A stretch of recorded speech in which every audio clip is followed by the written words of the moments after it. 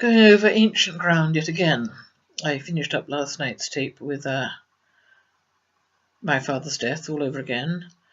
Yesterday being presumably the 22nd anniversary of his supposed death on the 2nd of June, 1994. Not all that long after Fiona Green's death, and very soon after her inquest. And I keep coming back to, if he was not the second alias Dick Oakley as well as the first, i.e. if they were not the same man, who the hell was the other? The one who, as I have tediously said, was in much the same profession, worked in an area my father worked in, and all the rest, everything else. And I have said before, but it's... My father had 3 ambitions left in his life, which he told me about.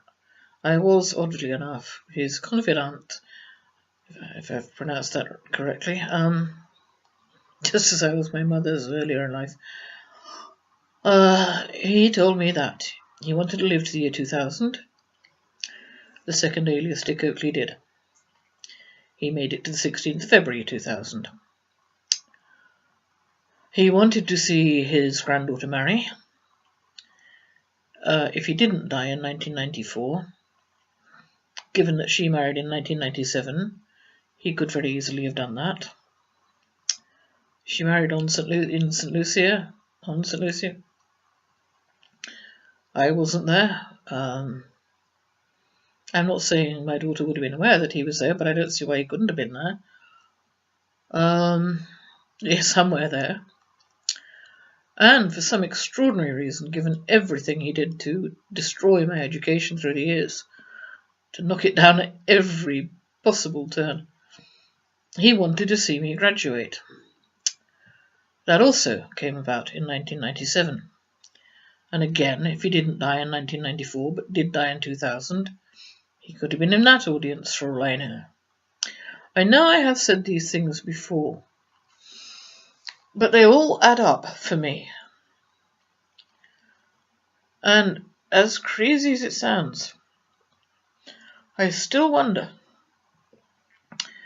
if both my brother and I could have been fooled into thinking my father was dead when he was not dead.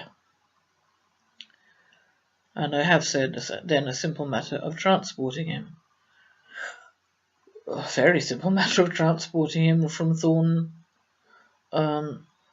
to London Colney in Hertfordshire.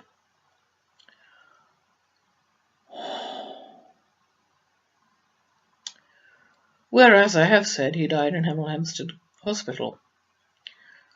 And Hemel Hempstead was the headquarters of McAlpines, one of the building firms for which my father worked.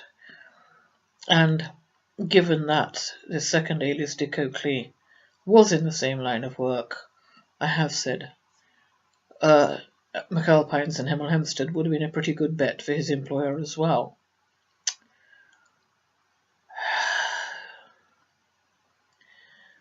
Somewhere there is an answer that makes rational sense. I just have a nasty feeling I would need to be a member of the underworld to understand the answer.